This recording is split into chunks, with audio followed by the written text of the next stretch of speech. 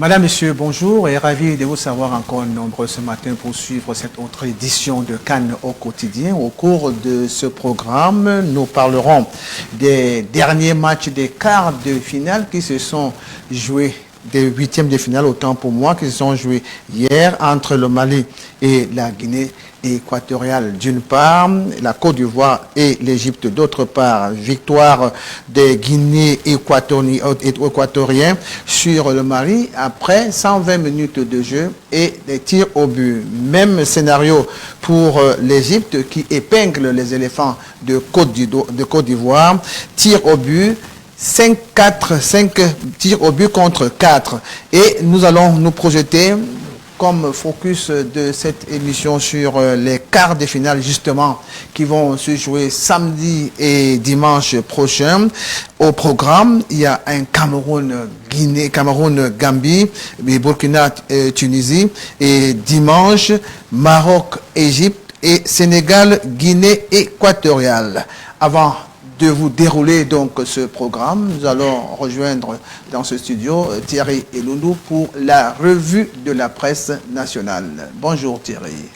Bonjour Emmanuel, bonjour à ces millions de téléspectateurs et internautes qui nous font confiance au quotidien. Alors, comme annoncé, nous commençons cette revue de la presse sportive avec le journal L'équipe qui certainement revient sur la rencontre qui a justement opposé, comme vous pouvez le constater, en image l'Égypte face aux éléphants. Le journal titre à sa une ce matin: l'Égypte fait tomber la Côte d'Ivoire après des tirs au but et rejoint le Maroc en quart de finale. Justement, nous poursuivons pour dire que le match a été très serré et voilà, au bout de 120 minutes de jeu garni de suspense, aucune équipe n'a pu trouver les filets et c'est bien sûr à l'épreuve des tirs au but que les deux équipes se sont donc séparées avec la victoire des Pharaons qui justement après un jeu un tout petit peu haché et un peu avantageux au niveau des éléphants, on dit souvent c'est la fin qui compte, c'est la fin qui justifie les moyens,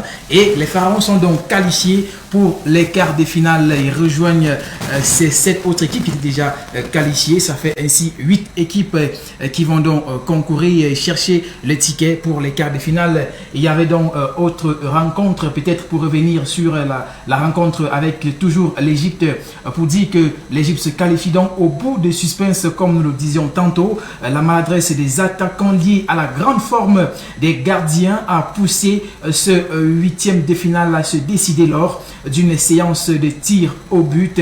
Bailly a raté son tir face au gardien remplaçant Abou Gabal et Salah. Dernier tireur a envoyé les Pharaons rejoindre le Maroc en quart de finale, nous dit le journal ce matin dans ses colonnes. Nous poursuivons certainement cette revue de la presse sportive pour parler de la deuxième rencontre de cette journée d'hier. Il s'agissait bien sûr de la rencontre qui a opposé les Aigles du Mali aux Allants de la Guinée équatoriale. Le Mali peut avoir des regrets, titre en petite une le journal L'équipe ce matin. Au terme d'un match triste, cadencé et sans occasion, la Guinée équatoriale a finalement piégé le Mali, dominateur à Limbé à l'issue des tirs au but et rejoint justement contre le Sénégal. Il va donc jouer contre le Sénégal en quart de finale le 30 janvier prochain. Ça sera peut-être à Douala. On le saura bien évidemment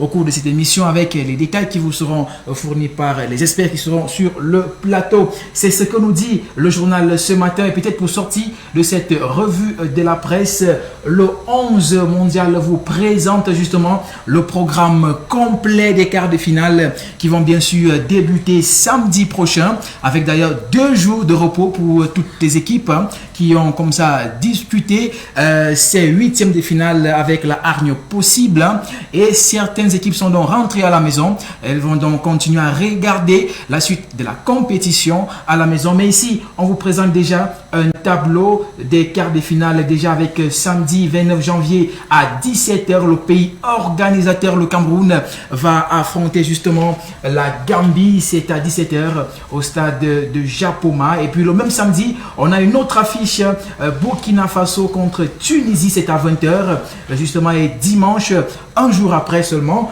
les Pharaons seront face au Lion de l'Atlas, le Maroc. C'est à 16h. Le même jour, le Sénégal sera face à la Guinée équatoriale qui a ainsi rejoint le Cameroun dans la zone Afrique centrale pour ces quarts de finale. Bien sûr, nous souhaitons beaucoup de courage peut-être à ces équipes, sauf qu'il y aura justement 4 équipes qui seront retenues pour les demi-finales pour cette 33e édition de la Coupe d'Afrique des Nations qui a bien sûr débuté le 9 janvier dernier et qui va s'achever le 6 février prochain. C'est tout comme ça pour la revue de la presse de ce matin. L'émission justement va continuer avec vos experts qui sont certainement déjà installés sur ce plateau. Emmanuel. Merci beaucoup Thierry et à demain pour une autre édition de la revue de presse nationale et internationale. Avec le même plaisir pour le bien de nos téléspectateurs. Alors, comme disait Thierry, beaucoup sont rentrés à la maison, mais ces sélections ne vont justement pas se reposer parce qu'il y a des barrages pour Qatar 2022 qui sont déjà annoncés et parmi ces sélections qui ne vont pas du tout se reposer, il y a les Black Stars du Ghana, les Super Eagles du Nigeria, les Lions de l'Atlas du Maroc, le Mali, la Tunisie et l'Algérie, dont ces sélections n'auront pas du tout de repos parce que seront impliqués dans les barrages Qatar 2022. Avant de recevoir donc nos invités sur ce plateau, nous demandons une petite respiration du côté de la régie.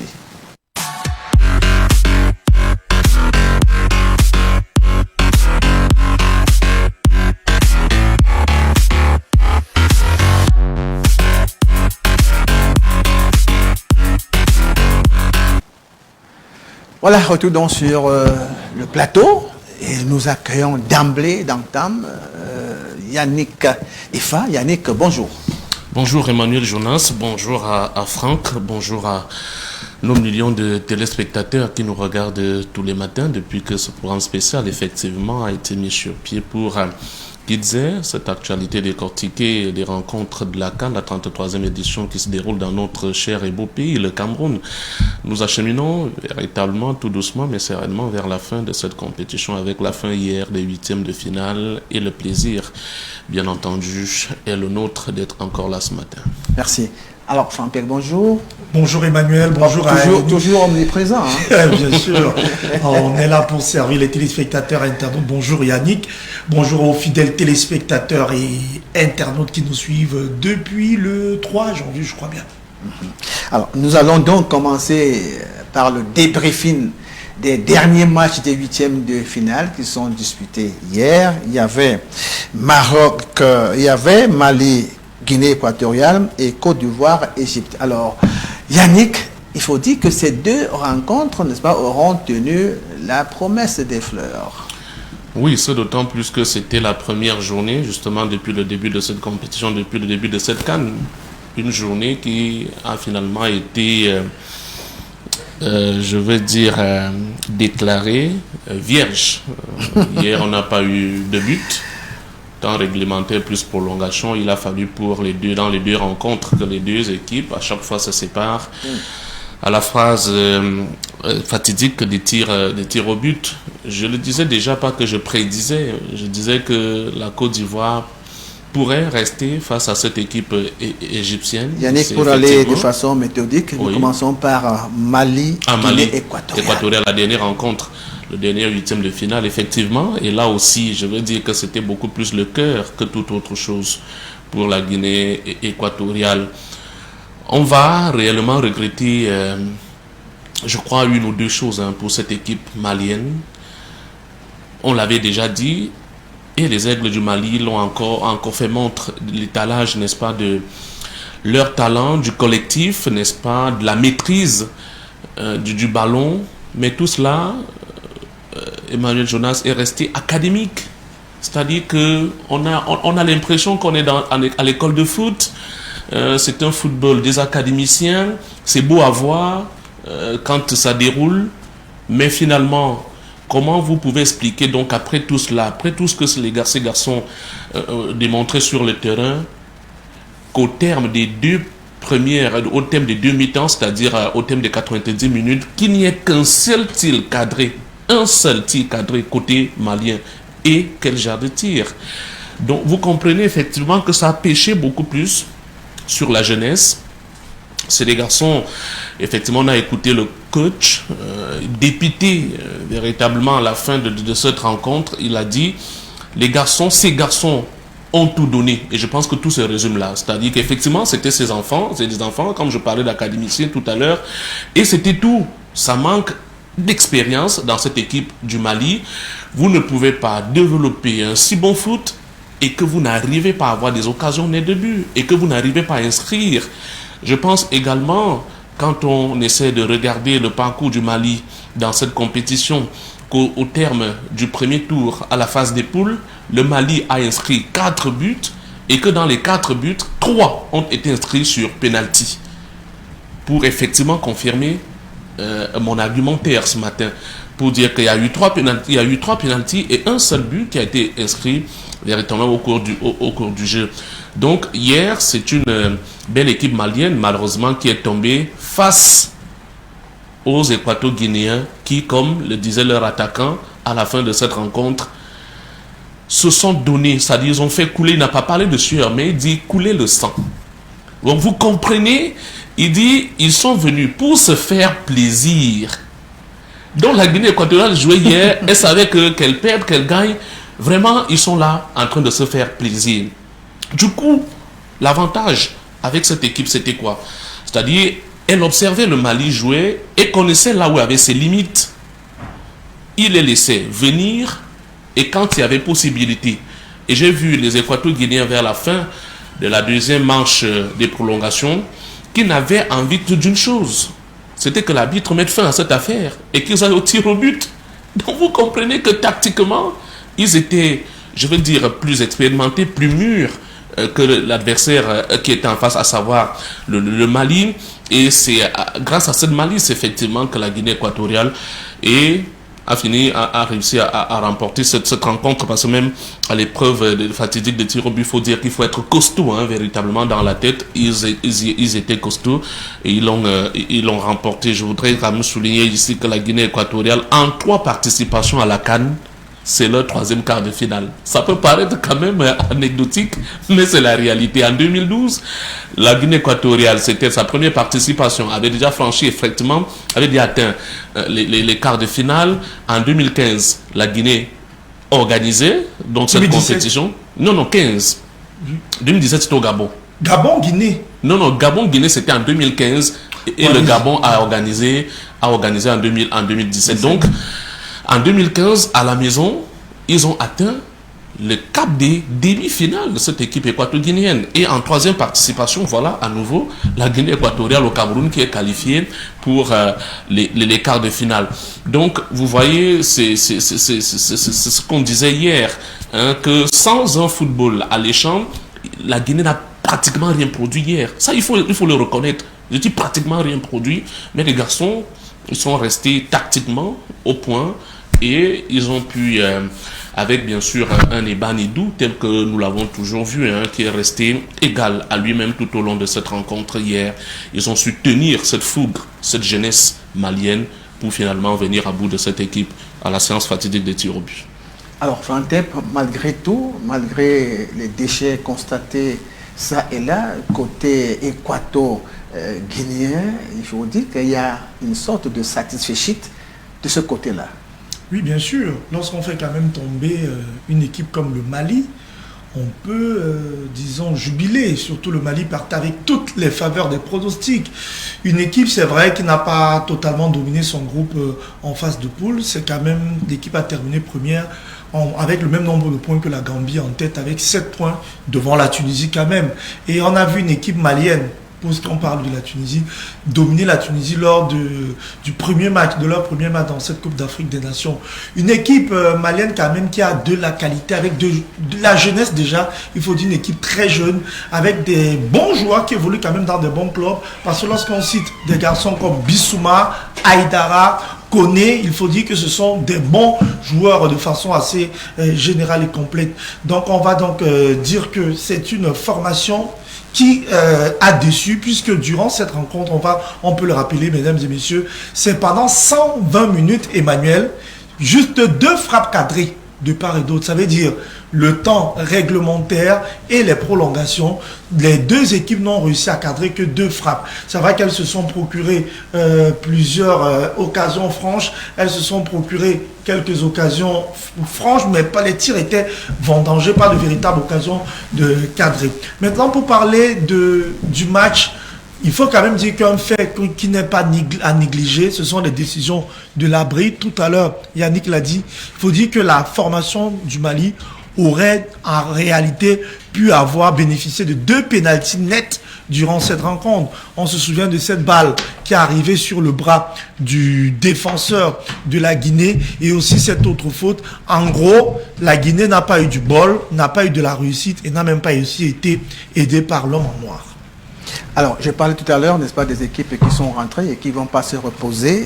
Il y a eu quelques petits glissements dans ma copie. Donc, les équipes qui sont parties et qui n'auront pas de repos par rapport au qualif de Qatar 2022. Il y a donc le Nigeria qui est parti, qui est rentré à la maison, mais qui va continuer à s'entraîner intensément pour avoir des résultats par rapport au barrage de Qatar 2022. Il y a également, n'est-ce pas, les Black Stars du Ghana et l'Algérie qui était tenant du titre au cours de ce tournoi de la 33e édition de la CAN.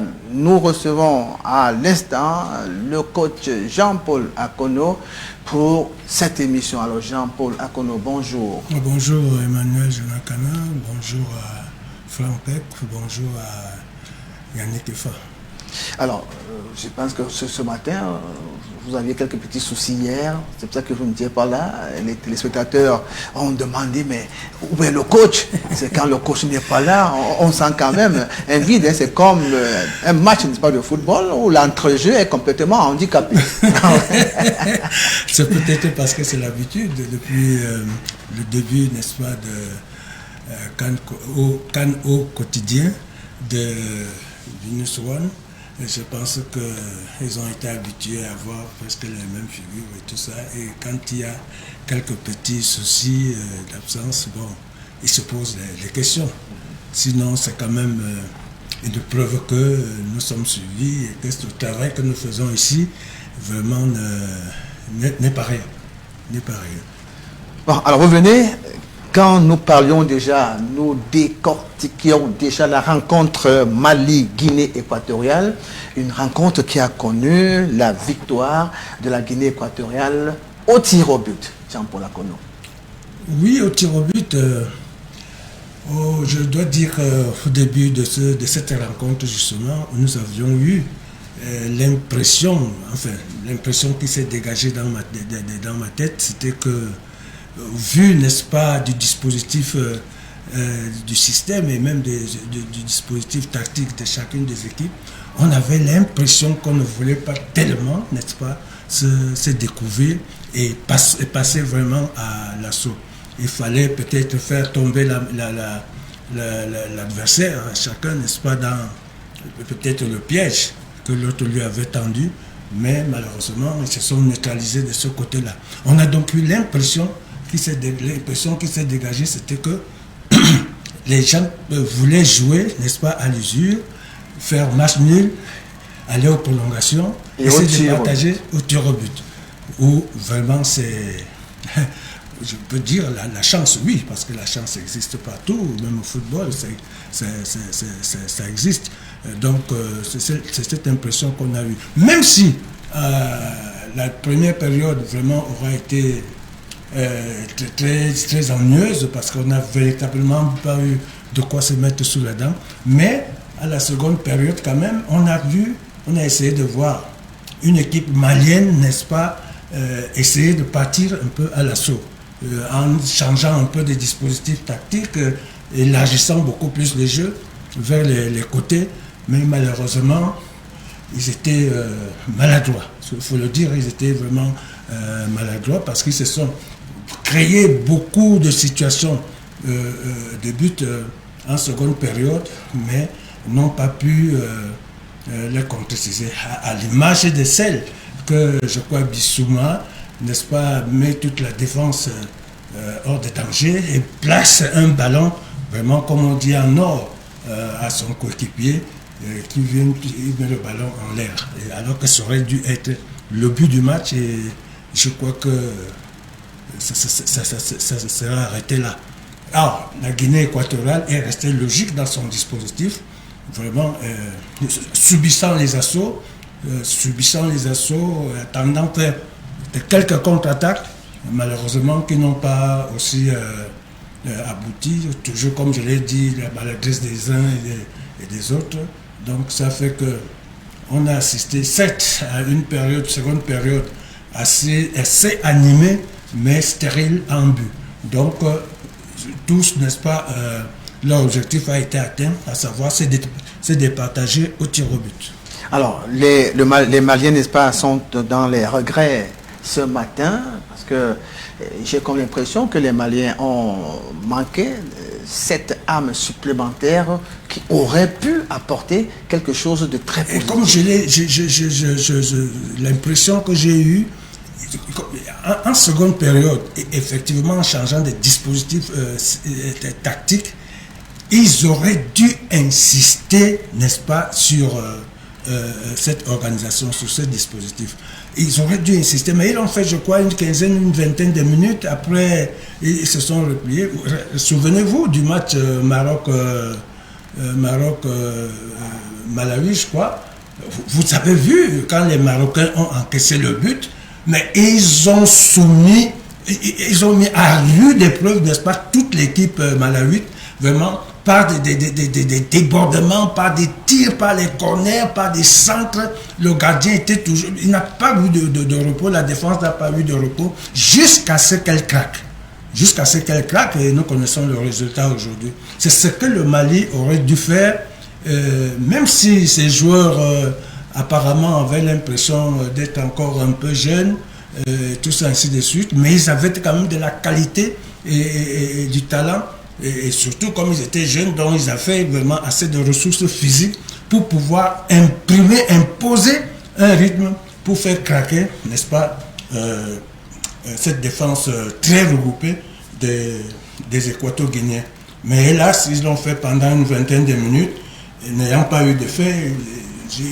J'ai eu l'impression qu'ils sont revenus à leur situation hantée, et puis on a assisté à un match où calcul pour que ça fasse 0-0, et puis on se départagera au tir au but. Alors, Frampek, il y a Yannick qui a relevé que cette équipe du Zalan est venue se faire plaisir. Moi, j'ai dit que c'est parce qu'ils ont gagné, ils ont obtenu leur ticket pour les quarts de finale qu'ils... Tiens ce langage. Voilà, tiens ce langage. mais je suis d'accord avec vous. Hein. Lorsqu'on vient à une compétition, on peut avoir des ambitions officielles, mais tout le monde veut gagner. Ça, il ne faut pas se le cacher. Quand l'Iran va en Coupe du Monde, c'est pour essayer de devenir championne du monde. Mais elle sait que ça sera difficile, raison pour laquelle, de façon raisonnable, on vous donne des objectifs qui doivent être atteints. Par exemple, je crois que l'objectif officiel de la Guinée, c'était sortir du premier tour. C'était déjà ça l'objectif connu. Mais je crois bien que nous, tous qui sommes ici, savons que lorsque tu joues dans ta sous-région, tu peux être assez ambitieux. Des pays comme le Gabon l'était, la Guinée l'est toujours. Elle joue quand même dans un pays voisin. Ça veut dire un jour Cameroun, elle sait qu'on ne sait jamais. On peut rêver. Et parlant de cette rencontre, moi je dis, il a raison. La formation de la Guinée équatoriale n'avait pas de pression dans le jeu. Perdre contre le Mali, ce n'est pas une contre-performance. Vous savez, la Guinée qui joue face au Mali veut faire l'exploit. Et l'équipe qui vient accomplir l'exploit joue toujours sans pression. Ça veut dire, vous vous amusez, vous êtes dégagé. Parce que même si vous prenez un but, si la Guinée se faisait battre 3-0, elle ne devait pas pleurer. De façon... Mais derrière la tête, moi je vous rejoins, c'est que bien qu'elle s'amuse, elle est toutefois ambitieuse. Elle ne vient pas perdre. Raison pour laquelle vous avez vu une équipe de Guinée très attentive. Elle a quasiment déjoué en première et en deuxième période. À l'époque, durant les phases de groupe, on a vu plutôt une Guinée dans le groupe de l'Algérie et de la Côte d'Ivoire qui était très offensive. Mais hier, on a vu une Guinée mature. Parce que si elle s'exposait quand même en face, il y avait des véritables tueurs. Il y a quand même ce Koné qui a déjà inscrit 3 buts. Depuis le début, il est surnommé le Lukaku du Mali, un joueur qui pèse beaucoup sur les défenses. Il fallait le contrôler, être proche de lui. On a vu un garçon comme Bissouma, qu'on ne présente plus, joueur de Brighton Première Ligue, avec toute sa palette technique. Ils ont plusieurs joueurs qui évoluent du côté de la Bundesliga, de très bons joueurs, les Maliens. Donc c'était une équipe qu'il fallait vraiment respecter, contrôler. On a vu une équipe équato-guinéenne qui s'est battue avec ses moyens, mais toutefois il faut noter qu'en face aussi il n'y avait pas de la réussite, parce qu'on ne va pas tout placer sur le mérite du respect tactique. Le coach ne va pas me dire certainement le contraire de l'équipe équato-guinéenne. Non, il y avait beaucoup de failles, mais c'est plutôt la maladresse des attaquants maliens qui a favorisé cela. La preuve, je vous l'ai dit, en 120 minutes, 2 frappes cadrées. Des deux équipes, je ne dis pas une seule équipe. Des occasions, mais vendangées, on les dégageait, pas de précision. Et ça paye cash. Ça paye cash. Lorsqu'on arrive au tir au but, le 2-0 de Binous peut même gagner le Brésil. Donc là-bas, on n'a pas forcément besoin d'être très bon. Donc en réalité, moi je dis, la Guinée équatoriale a joué son coup, ça a marché. Peut-être on parlera tout à l'heure de son prochain adversaire, mais je vais vous dire, il faudrait que son prochain adversaire soit prévenu. C'est une équipe très teigneuse qui sait piéger les grandes équipes. Je crois quand même qu'elle a déjà... Elle a déjà fait, je sais, je dis, elle a déjà fait tomber le tenant du titre. Pourquoi ne pas faire tomber le finaliste de l'édition passée? Alors, Yannick, on va maintenant aborder cette grosse rencontre Côte d'Ivoire-Égypte qui, à mon humble avis, était une grosse affiche avec un Salah complètement transcendé, complètement métamorphosé et qui a pesé de tout son poids sur la rencontre de soir. Okay. Oui, c'était l'affiche de ces 8e de finale. Donc de loin, bien sûr, cette Côte d'Ivoire-Égypte était bien sûr très attendue. Et je pense que malgré le fait que le résultat soit de 0 but partout à l'issue des 120 minutes, on ne s'est pas ennuyé devant le petit écran. On a vu un beau match de foot, très belle affiche effectivement, qui a répondu aux attentes. Mais on est d'accord, contrairement au match Mali-Guinée équatoriale, là-bas il y a eu d'occasions, un net de but, il y a eu beaucoup de tirs cadrés de part et d'autres, mais il y a eu surtout des grands gardiens. Ça, il faut le noter. Hier, il y a eu surtout des grands gardiens. C'est-à-dire que soit du côté de la Côte d'Ivoire ou encore du côté de l'Égypte, et vous voyez, à la fin de la rencontre, le gardien égyptien qui est même obligé de sortir. Bien sûr, parce que... Et le remplaçant qui est venu, c'est pas s'illustrer. Il vient d'arrayer une action nette de but. Sur l'action qui suivait, il s'est fait claquer. Il ne pouvait plus continuer. Mais j'ai beaucoup plus salué son petit sens du...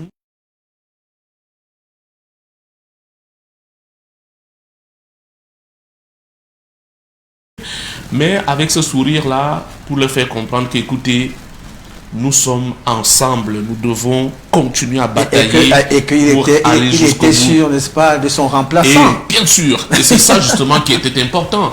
Et je pense effectivement que l'Égypte reste ces grandes nations-là qui ont des grands gardiens. Il fallait d'abord apprécier le gabarit et surtout la taille de son remplaçant. Donc à lui seul, il faisait peur quand il était dans le donc c'était un colosse. La preuve, quand Salah marque son 5e tir qui permet à l'Égypte de se qualifier, il a juste tendu le dos à Salah qui a bondi. Mais non, c'était du solide quand même. C'était du solide pour dire que en général, je pense que ça aurait été un match complet. Ça aurait été un match complet. La Côte d'Ivoire, oui, on peut nourrir quelques regrets de ce côté, parce que moi j'ai toujours dit c'est bien de finir au cours de la rencontre quand vous allez déjà à c'est même pour ça qu'on appelle la phase fatidique des tirs au but, parce que c'est vraiment fatidique. On ne peut pas prédire, on ne peut jamais donner le vainqueur quand vous arrivez à cette étape-là, très difficile. Ça reste aléatoire à ce niveau. La Côte d'Ivoire est passée donc à la trappe. Juste un tir manqué. Les Égyptiens ont inscrit tous leurs 5 tirs. Ça a fait la différence. Ça leur a permis de se qualifier. Et je veux dire quoi? Que la malédiction s'est encore confirmée hier. Parce que c'est toujours cette Égypte-là qui créait des soucis à la CAN à la Côte d'Ivoire. La Côte d'Ivoire n'a jamais battu l'Égypte à une phase finale de CAN et ça s'est encore répété hier. L'Égypte est encore revenue, bien que, n'est-ce pas, sur du papier, la Côte d'Ivoire ait des bons et meilleurs éléments. Parce que ça, il faut le dire. Je crois que les 15-20 premières minutes hier, territorialement, c'est la Côte d'Ivoire qui dictait la loi au stade de Japoma. La Côte d'Ivoire pris d'abord le jeu véritablement à son compte. Le réveil de l'Égypte s'est fait ressentir dans les 10 dernières minutes de cette première mi-temps-là. Le jeu s'est donc un tout petit peu équilibré. Et je pense aussi peut-être du côté de Patrice Baumel que les choix n'ont pas véritablement été ça pour ce qui concerne les remplacements. Parce que quand vous avez un caissier qui peut abandonner cette équipe, l'homme a tout faire du milieu de terrain du côté de l'AC Milan en série en Italie. C'est lui effectivement qui devait accompagner cette jeune garde-là. Mais il est le premier à sortir. On n'a pas trop compris ce qui s'est passé à ce moment. Mais bon, seul le coach fait les choix. Il s'est fait mal ce caissier. Il est sorti suite. Voilà, et j'avoue que c'était un gros handicap quand même pour l'équipe de la Côte d'Ivoire pour la suite, parce que c'est un véritable baroudeur celui-là au milieu de terrain. Vraiment, à lui tout seul, il est capable de gérer un milieu de terrain. Ça s'est fait ressentir par la suite. Et après, je dis la Côte d'Ivoire a encore essayé d'appuyer, même pendant les prolongations. Mais on va dire que là aussi, la chance n'y était pas. Et le sort devait être celui qu'elle a connu hier, la Côte d'Ivoire, en s'inclinant au tir au but devant cette formation égyptienne. Alors, coach, comme le dit si bien Yannick, la Côte d'Ivoire a commencé la rencontre tout feu, tout flamme. Moi, j'ai eu comme l'impression que la Côte d'Ivoire devait tuer cette rencontre, si vous me permettez le terme, on parle trivialement, devait tuer le match au terme, n'est-ce pas, des 20 premières minutes, parce qu'on a vu une équipe ivoirienne solide, avec des transmissions assez calculées, assez sérieuses, et puis après, patatras. Qu'est-ce qui s'est passé entre-temps? Pourquoi ne pas capitaliser les 20 premières minutes? Mais c'était effectivement leur objectif. Et comme vous le dites si bien, Emmanuel, c'était vraiment une équipe de Côte d'Ivoire en première période, presque durant toute la première période, une équipe de Côte d'Ivoire vraiment dominatrice et qui voulait vraiment en découdre, c'est-à-dire faire le résultat, mais peut-être voir comment le protéger. Tout à fait. Donc, comme on le dit, et quand on est dominatrice, ce n'est pas seulement pour ne pas marquer des buts. L'objectif était effectivement de se créer des occasions de but et de marquer, effectivement. Et ils en ont créé 2 ou 3 durant toute cette première période. Mais, comme on le dit, c'était vraiment, il faut le dire, le match où les gardiens ont été mis vraiment en exergue et ont joué vraiment, comme on dit, le premier rempart, n'est-ce pas, défensif d'une équipe tout court. Donc, ils ont permis malheureusement, vous savez, un match comme ça, ils ne jouaient quand même pas contre un non-name, c'était comme les Égyptiens. Parce que s'ils avaient tué le match, comme vous dites, en marquant des buts, certainement l'Égypte n'aurait pas eu, ou alors ils se seraient peut-être réveillés. Mais la Côte d'Ivoire allait aussi prendre des dispositions, n'est-ce pas, pour, comme je l'ai dit tout à l'heure, sauvegarder leur avance de but. Bon, mais il faut le dire, c'était 2 grandes équipes, c'était vraiment une affiche digne d'une affiche des derniers matchs d'une compétition, c'est-à-dire de finale. Personne ne s'est ennuyé, tout au contraire. Je suis sûr que les spectateurs étaient se sont délectés. Il y avait toujours le suspense. Vraiment, il n'y avait pas de quoi perdre une seule minute de ce qui se passait. C'était beau, c'était vraiment un football. Du très bon football de haut niveau, de haute qualité, délivré par les 2 équipes. Mais malheureusement, comme l'on dit, il n'y a pas eu, ça a été stérile au niveau des buts, parce que les gardiens, n'est-ce pas, ont été formidables, ont été superbes et ont joué vraiment leur premier rôle, de véritable premier rempart défensif de l'équipe. Bon, maintenant, l'épreuve de tir au but, et c'est ce petit bémol qui a plombé un peu l'encadrement technique ivoirien, parce que je ne sais pas, quand on tire déjà vers la fin du match, quand vous remplacez un joueur comme on l'appelle, Sébastien Haller, qui peut-être dans le cours du match n'a pas marqué le but, mais je suis sûr que s'ils ont fait la préparation des tirs au but, il devait être certainement parmi les 5 tireurs. Certainement parmi les 5 c'est un tireurs. avant-centre, forcément, il tire des Voilà. pénaltys. Et puis, comme il a... Moi, je souligné- pense qu'on l'a enlevé effectivement pour les pénaltys, pour mettre quelqu'un qui viendra tirer. Moi, je pense. Mais est-ce que c'est quelqu'un qui tire mieux les pénaltys que... je suppose, je ne sais pas. Je ne sais pas. Qui Je a ne sais pas. C'est pas ça. Non, Ça entre bien avant. Est-ce que c'est lui qui a est-ce que le arrêté coach le- égyptien était déjà sûr qu'ils iraient, n'est-ce pas, au tir au but? Non, À ce moment, on peut déjà faire des prévisions. on peut faire des prévisions. Oui, en ce moment, on peut déjà faire des prévisions. Oui, ivoirien. Mais oui, mais on doit déjà en penser prolongation. à ça. Parce qu'on allait déjà vers les... On l'a remplacé... Oui, quasiment prolongation. Oui, prolongation. Mais sauf que Donc, Ça est vous entré voyez, on en le deuxième remplace en mi-temps. prolongation. Non, c'est pas ça. Donc celui qui Non, a non, entraîné c'était pas pas- entré. Un entraîneur doit déjà commencer. D'ailleurs, pendant les prolongations, c'est chacun qui joue un peu à la réserve. Voilà, Ça remplace Gradel. Gradel. Donc en Oui, oui, principe, son Personne- remplaçant ne vient pas tirer. Voilà. Personne ne voulait plus prendre d'initiative au risque de se voir, de voir une contre-attaque et poum, encaisser un but.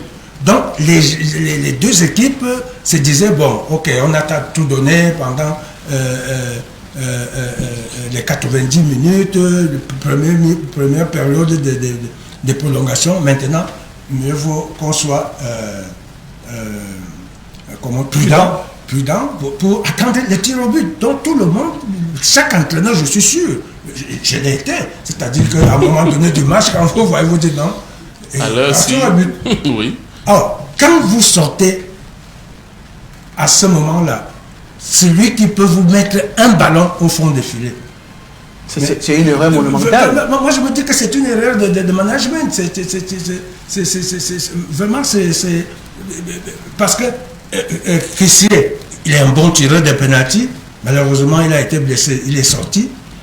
Je suis sûr que je crois qu'il les tire dans l'Ajax et il les marque souvent. Mais je ne sais pas pourquoi on vient le remplacer. Je me suis dit peut-être qu'on le remplace parce que celui qui viendra, s'il y a des tirs au but, il les mettra dedans. Il le mettra dedans. Or, malheureusement, c'est des erreurs un peu, peut-être des petits détails, mais qui deviennent des grands détails. Mais quand vous constatez finalement que non, vous n'aurez pas dû faire ce changement, vous n'aurez pas dû enlever tel. Parce que sinon, comme je l'ai dit, pendant les séances d'entraînement, certainement, il avait déjà ses 5. Et parmi les 5, je suis certain qu'il Qui avait... était même. Donc, Kessié y était. Non, pas à l'heure. À l'heure ne fait pas partie des 5 tireurs ivoiriens. Vraiment, ce qui enclobe pas automatiquement ce qui est. Moi, je ne sais pas. Il va sur la base sur laquelle il a l'habitude de tirer. Donc, C'est pour ça que je dis, si le coach le sort en ce moment, ça veut dire que il ne faisait pas partie Non, des je tireurs. ne crois pas du tout. Tu ne peux pas avoir un Samuel Eto'o ou un Bouma, Non, Haller n'est pas tireur encore. de penalty. Non, Haller n'est pas. Non, on ne peut pas. Non, moi, je Non, mais ne c'est voudrais un pas. serial killer dans son club. Oui, mais on ne peut pas quand même encore le comparer aux joueurs comme... vous voyez, il ne peut pas encore véritablement occuper la place de Pépé dans cette équipe. Moi, je voudrais que nous restions quand même assez objectifs. Mais Alors, c'est cette saison. C'est cette saison. Non, c'est Mais cette cette saison. saison est exceptionnelle. Oui, mais il y a ce qu'on appelle... comment on appelle le vécu. Ne l'oubliez pas aussi. Il y a ce qu'on appelle le vécu. Est-ce que Haller est déjà vraiment dans cette équipe de Côte d'Ivoire, comme le sont les caissiers, comme Max le sont Gradel. les Max Mais Gradel. qu'est-ce que ça a à voir? Mais c'est la raison pour Qu'est-ce que ça a à voir avec les tirs au but? En allant sur votre vécu, on a sorti Mais Yannick, un buteur, qu'est-ce que ça a à voir on a avec laissé les tirs au les anciens. Oui. J'ai un buteur patenté, comme Haller. Je sais que je me dis, moi, coach, je me dis, attention, là où nous allons là, inévitablement, nous irons au tir au but. Les meilleurs. Il a l'habitude de Il a les tirer. tirs Mais le détail aussi, le détail qui peut vous échapper, c'est Je que préfère ne pas le remplacer et attendre les tirs au but. Oui, non, lui ne parle pas de meilleur joueur, il dit à l'heure, forcément, son statut de buteur fait en sorte qu'il est non, parce que l'habitude. les meilleurs, je suis en train de dire que sauf que les meilleurs nous ont également habitués à rater. Possible. Voilà. Qu'ils viennent d'abord rater, mais pas de diminuer, n'est-ce pas, une chance de bons tireurs potentiels qui peut te foutre un ballon au fond. De toute façon, c'est pas le remplacement de Haller qui a raté le pénalty. Sur le jeu, n'est-ce pas, des Ivoiriens, j'ai eu comme l'impression qu'à un moment donné, les Ivoiriens ont eu un problème de marquage. Parce qu'à tout moment, vous retrouviez Salah tout seul et se déployait comme il voulait. Et puis, les Ivoiriens ont eu un problème, n'est-ce pas, de couverture de balles. C'est-à-dire que les réceptions, n'est-ce pas, de balles n'étaient pas bien encadrées et bien couvertes. Parlant des espaces de Salah, on dit on ne fait pas d'omelette sans casser les œufs. Vous ne pouvez pas décider de jouer offensif au même moment de mettre un comité d'accueil autour de Mohamed Salah. C'est pour ça que je dis, vous comprenez mal ma question. Je dis qu'il y a eu un problème de marquage. Pas seulement au niveau de Salah. Non, il y a un marquage qu'il fallait faire. Je dis que vous avez raison. C'est pas ça que je commence. Je dis que vous avez totalement raison. On s'est rendu compte à un moment donné que les attaquants égyptiens n'étaient pas marqués. C'est pour ça que je veux expliquer pourquoi c'était le cas. Je dis, puisque la Côte d'Ivoire avait décidé d'être très offensive dans le match, vous avez vu, elle était un peu plus dangereuse que l'équipe d'Égypte. Vous ne pouvez pas être dangereux au même moment, boucher tous les trous. Raison pour laquelle je suis d'accord avec vous que Salah était pour un joueur de son niveau pas très encadré, on va le dire. Il a beaucoup pesé dans la rencontre. Je crois que c'est son meilleur match. Parce que c'est vrai, peut-être qu'il n'a pas beaucoup tiré dans les buts, mais il a été très influent. Il a délivré de véritables caviar à cette Une seule chose peut l'expliquer, il a évolué en électron libre. Exactement. C'est-à-dire, oui, il a évolué en électron libre. Je dis, il a délivré de véritables caviar. S'il avait eu quelques joueurs, en fait, certains de ses coéquipiers à droite, on ne devait pas arriver là. Je crois qu'il a, par exemple, la dernière action même du match où on lui donne, il fait une passe en retrait, son coéquipier dégage le ballon dans les airs. Ça, je reconnais. Maintenant, au niveau des contrôles, oui, la Côte d'Ivoire, c'est pas une justesse technique vraiment qui s'est dégagée. Ça, je le reconnais. La Côte d'Ivoire brille peut-être de par sa qualité athlétique. Ils ont peut-être des gros noms, mais ce ne sont pas des fins manières de la balle. On a vu beaucoup de déchets techniques. Je suis d'accord avec vous. On a quand même vu une équipe, moi j'ai aimé l'esprit. La Côte d'Ivoire est sortie, mais moi je dis chapeau. Je dis chapeau à cette équipe. Pourquoi? Face à l'Algérie, j'ai vu une équipe joueuse. Moi j'aime ce genre d'équipe. Elle s'est donnée à fond. Hier, la Côte d'Ivoire a essayé. Moi, je ne vais pas citer certaines équipes, même certains pays organisateurs, qui savent faire le dos rond parfois, même face aux petites équipes. Je ne parle de personne. Mais je disais, parlant de cette Côte d'Ivoire, c'est une équipe joueuse. On a vu la Côte d'Ivoire chercher la victoire de la première à la 120e minute de jeu. Et ça, je vais dire chapeau, Baumel. Moi, je n'ai pas peut-être message à dire aux Ivoiriens, mais je vous dis de garder ce coach. Il n'est pas, c'est pas un mauvais entraîneur. Lorsqu'on regarde ce qu'il propose, c'est pas du tout à négliger. Bon, il manque un peu d'expérience.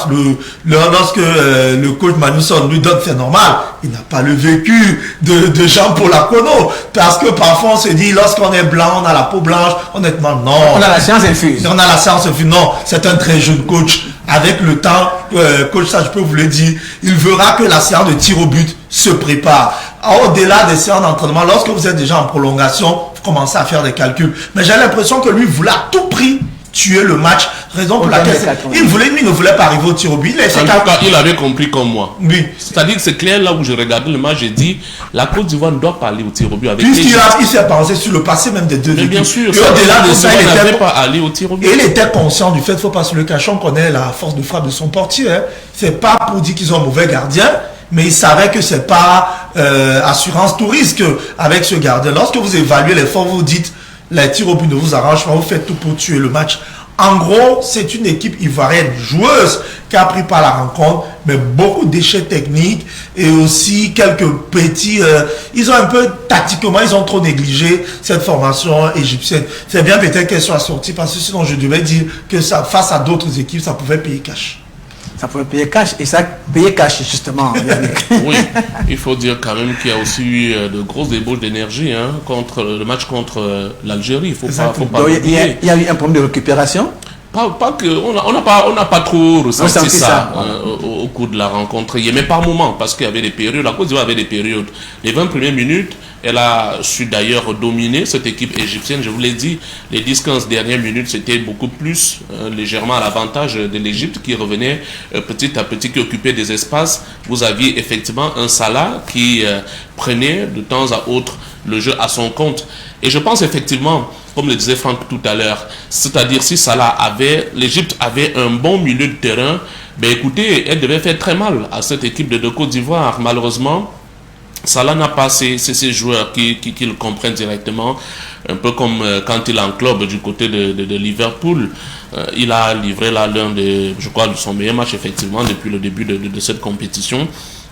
La Côte d'Ivoire aura tout donné. Il aurait juste fallu. C'est pour ça que j'ai tenu, lorsque je prenais le propos en premier, effectivement, dire que il faut saluer la prestation des 2 derniers remparts. Parce que pour moi, la Côte d'Ivoire aura tout essayé, mais il y avait un bon gardien du côté de l'Égypte qui enrayait véritablement ces actions nettes de but. Je me rappelle encore cette action, effectivement, avant qu'il ne sorte. Moi, je voyais ce but dedans, mais je ne sais pas comment vous voyez un ballon qui prend son dernier pied et qui ressort au niveau de la surface. La Côte d'Ivoire, c'est pas faux d'avoir essayé, c'est pas faux d'avoir maîtrisé, mais il y a des jours comme ça, et surtout quand la malchance continue, à vous poursuivre. Cette équipe égyptienne qui se dresse un peu comme la bête noire de la Côte d'Ivoire. Je voulais pas qu'elles aillent au tir au but, qu'ils aillent, autant pour moi les Ivoiriens au tir au but, mais malheureusement, après avoir essayé, au bout des 120 minutes, il fallait finir au tir au but. Et le résultat, nous l'avons. La Côte d'Ivoire a perdu, éliminé, et l'Égypte va poursuivre l'aventure. Alors la Côte d'Ivoire a perdu, on peut dire, avec l'arme à la main. Oui, avec la manière. Avec la manière et surtout beaucoup de panache. Maintenant, nous faisons des projections sur les quarts de finale qui commencent samedi 29 janvier. Le premier quart de finale, Cameroun-Gambie, on n'en parlera jamais assez. Flampec, Cameroun-Gambie, c'est samedi. Cameroun-Gambie, un match vraiment très attendu par tout le monde. Pourquoi? C'est quand même le pays organisateur qui joue. Au-delà du fait que ce soit le pays organisateur, c'est quand même la meilleure attaque, quoi qu'on dise, de cette Coupe d'Afrique des Nations qui sera là, face à une équipe gambienne très surprenante, qui a obtenu 7 points dans son groupe comme le Cameroun, qui a réussi quand même à sortir une formation de la Guinée, et qui va affronter les Lions samedi après le match Cameroun-Comore, dont on sait tout ce que ça crée comme tollé random médiatique. On veut voir comment les Camerounais vont répondre. Est-ce que les Camerounais vont vouloir clouer le bec de toutes ces mauvaises langues en disant « Vous nous avez traité de tous les noms face aux Comores, on vous montre que nous ne sommes pas des tricheurs, qu'on peut se qualifier avec la manière en laminant les scorpions, en laminant la formation des scorpions de la Gambie. » On s'attend véritablement à ce match. Est-ce que le Cameroun sera piégé? Comment va se comporter l'homme en noir? Parce que l'arbitre aura trop de pression. Tous ces coups de sifflet seront scannés, scrutés. Comment est-ce qu'il va se comporter? Raison pour laquelle on s'attend à ce match. Sur le papier, on ne se cache pas, le Cameroun est favori, pas seulement parce qu'il est plus organisateur. Il joue face à une équipe qui a sa toute première participation à cette Coupe d'Afrique des Nations. Mais coup d'essai, coup de maître déjà pour la formation de la Gambie. Le Cameroun est aussi favori de par le fait qu'il soit chez lui. Mais en face, il y a une équipe joueuse. Ils ont quand même, je crois que le principal élément de la Gambie, c'est Moussa Barrow. C'est leur meneur de jeu. La Gambie a inscrit déjà 4 buts depuis le début de cette Coupe d'Afrique des Nations, juste 4 buts. Et Moussa Barrow, le joueur de Bologne, est impliqué sur les 4 réalisations. 2 buts inscrits, 2 passes décisives. Donc c'est monsieur tout faire de la formation gambienne. Il faudrait que le Cameroun vraiment essaie de trouver comment résoudre l'équation Moussa Barrow. La formation gambienne, c'est une formation ultra rapide, avec des joueurs très athlétiques. Vraiment, eux, ils ont mis tout sur la capacité, leur vitesse. Malheureusement, je crois que c'est le point faible du Cameroun, avec une défense très lourde qui s'expose trop. Vous avez une charnière défensive lourde et notamment des arrières latéraux qui laissent beaucoup d'espace derrière. Face à une Gambie ultra rapide, il va falloir que Tony Conceição essaye de trouver le juste milieu pour éviter de s'exposer. Alors, Jean-Paul Akono, une rencontre, n'est-ce pas, qu'il y aura beaucoup de pièges, hein, parce que là, les Lions, non seulement n'ont pas un beau moral, mais ils devront aller à l'abordage avec un ascendant psychologique assez fort. Mais les Lions, pourquoi les Lions n'ont-ils pas un beau moral? Moi, je pense que le moral est au beau fixe, c'est tout au contraire, Emmanuel. Ils n'ont pas de problème de prime, ils n'ont pas de problème de Covid. Vous savez, Jean-Paul Akono, les Lions ont été vraiment beaucoup critiqués au terme du match Cameroun-Comores. Alors, oui, ça c'est autre chose sur le plan du jeu, ça c'est vrai, parce que tout simplement les Camerounais attendaient vraiment... Et que le capitaine lui-même, coach, mais oui, le capitaine a dit que vraiment c'était pas une bonne rencontre. Ça, il y a même un qui a dit que c'était une rencontre, n'est-ce pas, de la honte. Ça c'est vrai. Donc, il faut déjà dégager tout ça, n'est-ce pas, de la psychologie. Ça c'est vrai ce que tu dis. Ouais. Ça c'est vrai ce que tu dis. Mais je pense qu'il faut peut-être trouver, n'est-ce pas, les causes, n'est-ce pas, au sein même des Lions. Vous savez, et c'est pour cela que je dis, quand vous avez un président comme Samuel Eto'o, qui vient parler aux joueurs, vraiment il vient les parler. Il ne vient pas leur parler comme un président. Il ne vient pas leur parler comme un homme politique. Il vient leur parler football, de ce qu'il a fait. C'est-à-dire là où les Lions sont là maintenant, il était aussi là. À plusieurs reprises. À plusieurs reprises. Et il a fait honneur, n'est-ce pas, au Cameroun. Quand il leur dit, n'est-ce pas, le maître mot, respectez votre adversaire. On peut épiloguer là-dessus, on peut philosopher là-dessus, rien que sur ce mot, le respect. Donc il a dit, respectez votre adversaire. Il a même expliqué un peu en disant que s'ils sont là où vous êtes aussi là aujourd'hui, ça signifie que, normalement, non seulement ils l'ont mérité comme vous, mais que vous êtes à force égale. Maintenant, c'est à vous, sur le terrain, n'est-ce pas, d'aller faire le contraire, d'aller prouver le contraire. Que non, vous avez un statut beaucoup plus supérieur et les choses s'éclaircissent. Mais par contre, quand il va tenir ce discours et voir la performance des Lions, n'est-ce pas, non seulement face à une équipe qui a été complètement démembrée et qui a eu un joueur, n'est-ce pas, un défenseur reconverti comme gardien de but, et qui aux 5 premières minutes de match se voit encore se voit un joueur expulsé, donc il termine pratiquement le match pendant 85 minutes, n'est-ce pas, à 10 contre 11. Mais c'est tout à fait normal que le capitaine Vincent Aboubakar se dise que non.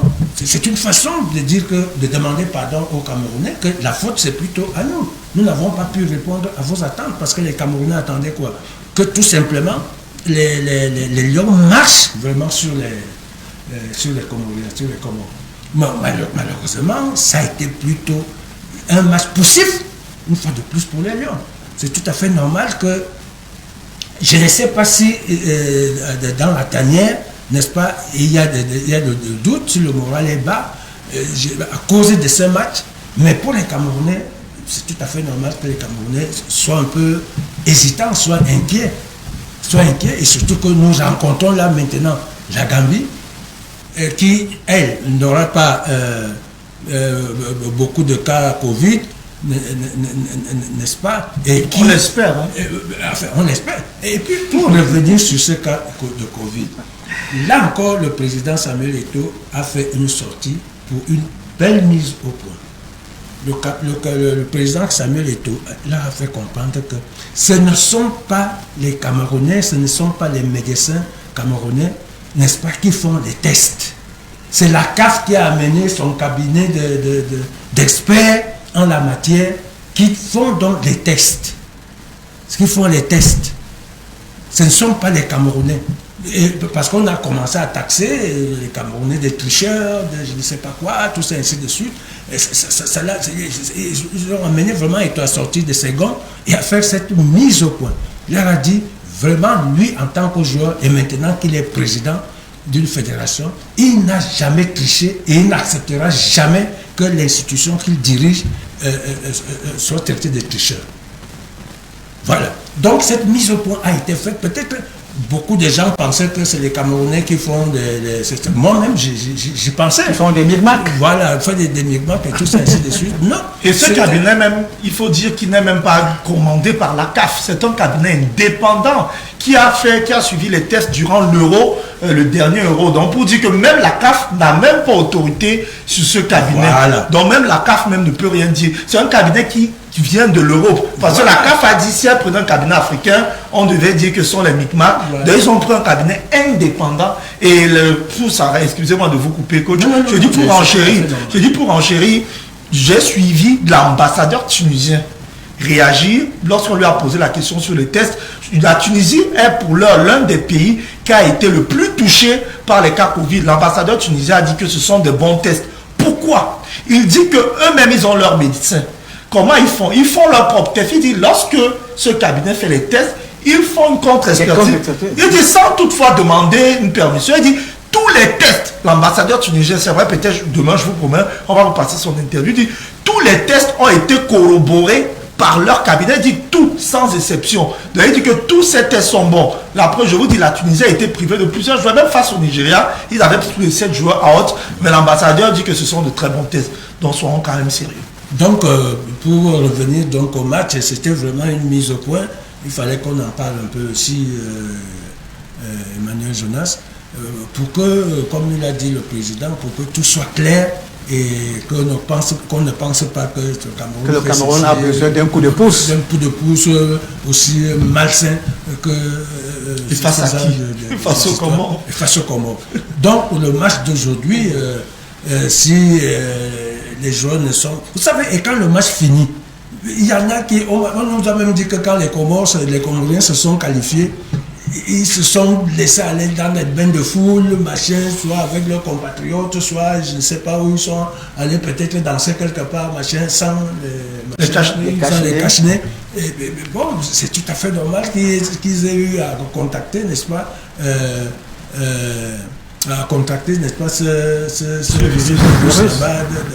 dans cet excès de joie, comme les joueurs du Gabon qui sont partis dans les boîtes de nuit, machin, tout ça, sans masque.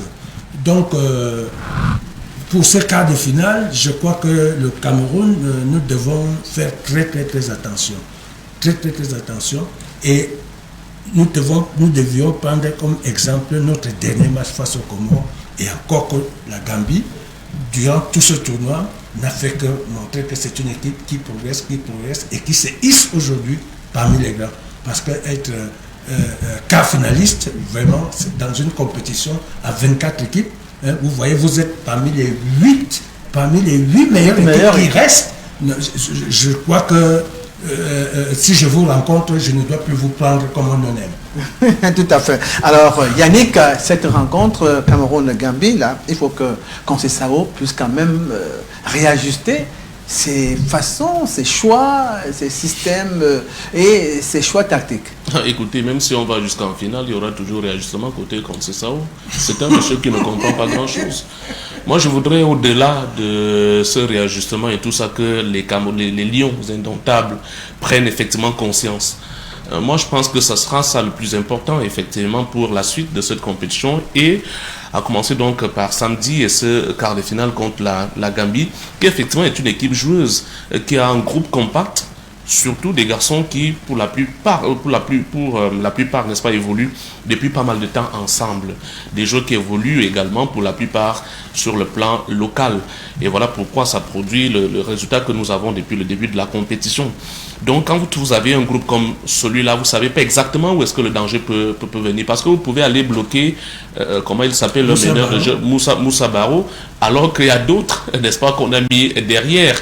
Vous pouvez envoyer 2 joueurs sur lui et vous laissez là la possibilité à un autre de pouvoir faire effectivement le jeu. Parce qu'il faut le dire, autant nous devons lire le jeu, ou alors le staff technique des Lions indomptables doit lire le jeu des Gambiens, en même temps aussi ils vont lire le nôtre. Ils peuvent effectivement se dire que voilà le garçon qu'ils vont beaucoup plus surveiller. Alors comme ils seront 2 ou 3 sur lui, écoutez, voilà le rôle que jouera tel ou tel autre joueur dans cet entrejeu. Donc, il faudra faire effectivement attention à tous ces détails. Pour ce qui concerne le coach, moi je le sais, nous aurons notre 11 entrant, ça c'est déjà d'office, samedi prochain. Oui, un autre 11, c'est-à-dire différent. Un autre 11. Je parle bien d'un autre 11, différent de ce que nous a servi le Portugais lundi dernier. Alors, quand vous parlez, lors du 8e de finale, quand vous parlez d'un autre 11, à quoi faites-vous allusion? Un autre 11, quel serait à disposition? On n'a pas de 11 type. Déjà, oui. Vous l'avez constaté que depuis le début de la compétition. Mais parce que là, vous dites un autre 11. Oui, on aura un autre. Vraiment différent des 11 celui habituels. Si déjà on change un seul, ça veut dire que le dispositif n'est plus le même. Si on change un seul élément, ça veut dire que le dispositif ne sera plus le même.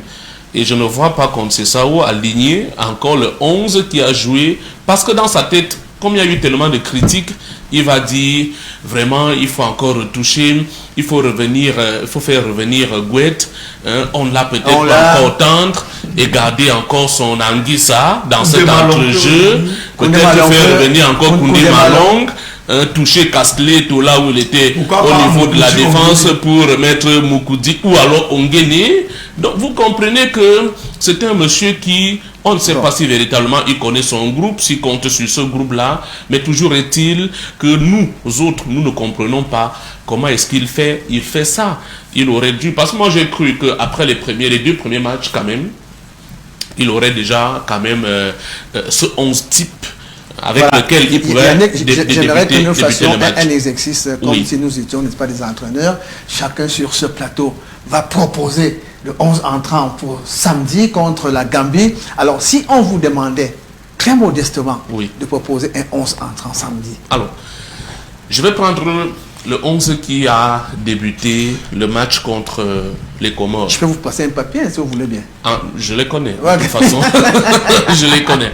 Donc, en dégageant peut-être 2 éléments dans ce 11-là. Parce qu'il faut dire que derrière, on avait au goal André Onana qui reste. Je pense qu'il a quand même fait taire ceux qui bavardaient beaucoup. Ça jasait trop et ça énervait un peu à la limite. Donc André Onana fait quand même taire cela. Au niveau de la défense, Ngande, il est là. On l'associe à un garçon comme Ongene. Au niveau de l'axe de la défense. Nous reste à gauche et puis Faye reste de l'autre côté à droite. Maintenant dans l'entrejeu. Dans l'entrejeu, comme laisse Zambouangui Sampo au banc, ça lui donnera un peu de temps de réfléchir si effectivement il pense qu'il mérite jouer dans l'entrejeu des Lions Indomptables. Si oui, quand il reviendra, il nous proposera tout autre chose. Vous avez vu, il a été hué pour une première fois lundi dernier lorsqu'il sortait. Par tout le public qui était du côté d'Olembe. Donc je le laisserai au banc, je ferai jouer Onla, je ferai jouer Gouette, je ferai entrer en demi-neuf Choupo-Moting, et puis garder les 3 attaquants avec le capitaine Vincent Aboubakar, à gauche Toko Ekambi et à droite Moumingama. Le même comme par moment il court un peu souvent pour rien. Mais je pense quand même qu'avec ce 11-là, on est quand même capable de pouvoir contenir les Gambiens et aller faire notre résultat. Alors, on va d'abord passer la parole à Franck. On va finir par l'expert, parce que lui, c'est son affaire. Alors Franck, quel serait votre 11 entrant samedi face à la Gambie? Déjà, je crois qu'on va aller sur les bases du 11 entrant qui a joué face aux Comores. Parce que moi, je suis aussi d'accord. Moi, je vous l'ai toujours dit. Le problème, c'est pas trop les hommes, c'est l'animation qu'on y met. Voilà. Mais forcément, on peut mettre l'animation qu'en ayant certains éléments à ajuster. Mais je crois que c'est pas le véritable problème. C'est l'entraîneur qui ne met pas une certaine animation. Qui ne maîtrise pas son groupe. Bon, là-bas, je ne sais pas s'il ne maîtrise pas. Moi, je l'ai dit. Mais c'est un peu trop... Allons-y directement. Parlons du classement, puisqu'il faut donner les noms. Bien sûr. Moi, je vais dire, il est quasiment conservé, mais juste un élément que je vais changer. Mais je vais redonner Qu'est-ce qui est conservé? Tout le classement, juste un joueur que je vais changer. Mais je redonne le classement puisqu'on doit aller... Classement de quel mètre? Parce que je dis celui Cameroun-Comores. Voilà. Je le conserve totalement. Je vais juste enlever un seul élément. Mais je vais rapidement le redonner. Au goal, on a bien sûr André Onana. défense centrale, Grande Castelletto, parce que lorsqu'on est en défense centrale, on a besoin de certains automatismes. Le coach ne va pas me dire le contraire. Il faut créer des... Il ne faut pas conditionner le coach, hein. Non. Là, vous êtes en train de le conditionner. Je ne conditionnais pas. Je ne veux pas que le coach à témoin. Je ne veux pas que le coach à témoin. Le coach dit qu'il ne veut pas être le témoin. Il ne veut pas être mêlé à les analyses. Pas le conditionner. Bon, primo, moi je me justifie sans toutefois prendre le coach à témoin. Voilà. Je dis défense centrale avec des garçons qui ont déjà joué ensemble. Je crois que la seule paire qui a déjà évolué 2 fois, c'est la paire de Castelletto qui a joué le match contre l'Éthiopie et qui a encore joué le match contre les Comores. Un troisième match ne sera pas une mauvaise chose, surtout que je crois qu'elle est complémentaire.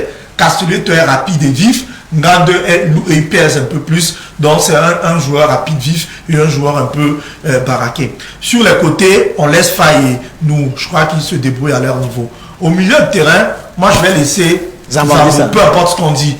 Il n'est pas si nul. Il n'a besoin que d'être recadré. Personnellement, il peut être recadré sur le banc. Bon, c'est vous qui le dites. C'est mon avis. Il doit être associé à on-là, personnellement, que j'ai trouvé bon. Face à la formation des Comores. Je crois que c'est l'un des rares joueurs sur lequel on n'a pas tiré. Face à l'Éthiopie, il avait fait pour quelques déchets techniques, mais face aux Comores, il avait des pas justes et contrairement à Zambo, il jouait vers l'avant. Il évitait le jeu latéral, il était très engagé, très vif et il jouait vers l'avant. On l'a sera maintenu. Choupo-Moting, oui, c'est vrai qu'il n'a pas été bon, mais il est bon, il aère le jeu. En 9,5, on peut dire à la pointe du milieu ou en 9,5, donc devant les milieux. Sur les côtés, c'est là où il y aura changement pour moi. Toko est maintenu quand même, je vous l'ai dit, 3 buts depuis le début en tant qu'attaquant. On a besoin des buteurs. On peut lui faire tous les reproches, mais il a déjà scoré 3 fois. Il est le deuxième meilleur buteur de cette compétition. Il doit être là. Le meilleur buteur, Vincent Aboubakar, est intouchable. C'est vrai peut-être qu'à un moment donné, on devrait penser à le remplacer. Il n'est plus très jeune. Il a déjà un peu roulé sa bosse. Après l'heure de jeu, on peut penser à des pièces de rechange. On n'est pas obligé de le maintenir, mais il est super titulaire. C'est de l'autre côté, à droite, il a été tendre envers Mouminga Malheur en disant qu'il court trop. Il court même un peu trop, je vais vous le dire. Il a fait une très bonne campagne de qualification pour le mondial avec le Cameroun et même campagne de la CAN. Il est en forme du côté de Young Boy, mais il fait une très mauvaise CAN. Oui. Ils n'ont pas peur de le dire. C'est clair. Il prend toutes les balles arrêtées qu'il vendage. Rien n'est réussi. Il ne réussit pas ses retraits. Mais il est plein de volonté. C'est pour ça que vous, peut-être, on le conserve. On voit quelqu'un qui veut. Il essaye. Oui, mais c'est pour ça qu'il confond vitesse et précipitation. C'est la raison pour laquelle moi je trouve qu'il devrait un peu se reposer. Peut-être il a besoin de repos. Il pourra entrer dans le match et montrer ce qu'il apporte. À sa place, je vais mettre un joueur que peut-être ça va vous surprendre. On a parlé de lui pas en bien. Bassogok, au moins, je trouve que de tous ces garçons, on a vu un match où le Cameroun n'a pas cadré. C'est l'un des rares qui essaye de tirer, même s'il est brouillon. On est au moins sûr d'une chose. Chaque fois que Bassogok aura le ballon, il va essayer d'aller vers l'avant. Au moins ça, c'est tout à fait. On a vu quand il est entré la fois dernière, il était à l'origine de plusieurs offensives contre. Il a un jeu incisif. Bassogok peut vous créer coup franc parce qu'il peut penalty, ouais. Donner des cartons aux autres et tirer. C'est aussi un buteur. Très important. Très un buteur. Donc moi je dis à l'attaque, c'est Karl Toko et Kambi, Boubacar Vincent et le seul joueur qu'on chante bien sûr, c'est Bassogok à la place de Mouminga Malheur. C'est mon 11. Voilà, coach. Maintenant, la parole vous revient en tant qu'expert avéré. Alors quel serait le 11 entrant camerounais, Cameroun-Gambie? Moi je pense que tout ce que Franck et Annick ont dit, bon, ça tient la route. Mais c'est deux classements. Mais à quelques détails, nous ne serons pas tous du même avis, tous le même classement. Mais je pense que ils ont raison dans les changements et tout. Moi, voici mon approche de ce classement. Je crois que dans les buts, il n'y a pas de problème. Le titulaire sera le titulaire que vous connaissez. Donc, à droite, le titulaire sera le titulaire que vous connaissez. Faille. Dans l'axe central, il y aura donc indubitablement Ngande et que j'associerai à Castelletto, le Nantais Jean-Charles. Pour la bonne et simple raison que ça m'a semblé au dernier match contre les Comores, ça m'a semblé un peu, on a commencé à avoir, n'est-ce pas, une certaine complémentarité, une certaine complémentarité entre les deux. À gauche, bien sûr, celui que vous connaissez, qui sera là, monsieur Tolo. Bon, au milieu du terrain, je crois que je mettrai un gars, n'est-ce pas, qu'on appelle Onla. Oui. Onla, vraiment devant la défense, parce que j'ai l'impression qu'il a un peu de poids pour moi. Il court, il sait donner des ballons, il récupère beaucoup de ballons, il sait les donner, il sait soutenir. Vraiment, c'est ce qu'on demande à un milieu de terrain défensif. N'est-ce pas, qui cadre vraiment toute la zone défensive et notre zone défensive et la zone défensive adverse. Je mettrai, hélas, je vais vous surprendre, Zabangissa dans son véritable rôle, tel qu'il joue dans Naples, c'est-à-dire un milieu offensif droit. Mais il a déjà été coach. Qu'est-ce qu'il a démontré? Oui, mais quand il a été, il n'a pas fait. Non, il rentrait toujours avec les ballons. Mais oui, où est le problème? Yannick, laissez le coach dérouler. Oui, Non, je peux également discuter le 11 du coach. Attends, je veux te poser une question. Bon, laissez-moi d'abord finir. Le coach dans ses analyses. Voilà, Zambangissa, n'est-ce pas, qui serait donc ce monsieur. Parce que depuis que Foué, vraiment de regretter mémoire est parti, ce poste-là nous dérange. Avant, on avait Eta Memayer, n'est-ce pas, et là, Foué jouait un peu le rôle défensif, mais quand Eta Memayer est parti, Foué est monté.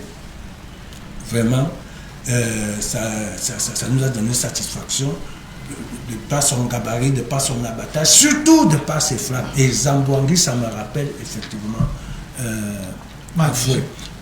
Pourvu que, comme quelqu'un l'a dit, je ne sais pas si c'est toi qui l'as dit, qu'on le cadre, mais pas au banc de touche. Moi, je l'ai dit qu'on le cadre. Qu'on le cadre, pas au banc de touche, comme tu l'as dit.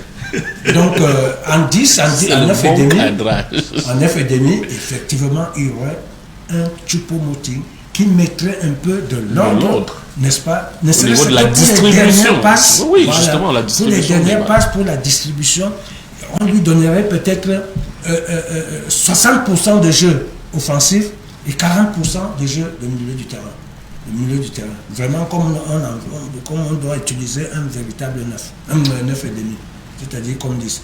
Évidemment, à gauche, vous connaissez celui qui est là-bas, le titulaire qu'on connaît depuis le début. Et à droite, je vais encore vous surprendre, et là, il ne m'a pas influencé comme vous voulez le faire dire ici. Effectivement, je ne peux pas comprendre pourquoi quelqu'un qui a été nommé meilleur joueur en 2017 d'une CAN, et effectivement, parce qu'il a mérité. Chauffer le banc de touche. Qu'il chauffe les bancs de touche aujourd'hui. Bon, on m'a dit que ça fait 6 mois qu'il ne joue pas. Mais est-ce que quand ce gars-là, il est déjà rentré, je crois, deux fois. Est-ce que quand vous le voyez rentrer, vous avez l'impression que c'est quelqu'un qui manque de compétition? On a vu les mêmes percussions. Tout le contraire, il apporte les mêmes percussions. Ça dit la même facilité d'élimination, parce que c'est ce que j'apprécie. C'est pour cela que je dis c'est notre Messi. Parce que quand il a ses touchés de ballon, mais il me rappelle, je vois le Messi noir. Devenu noir. D'accord. Non, attendez, le problème. Non, le coach a fini. Non, tu vas se il y a encore il reste que le cap.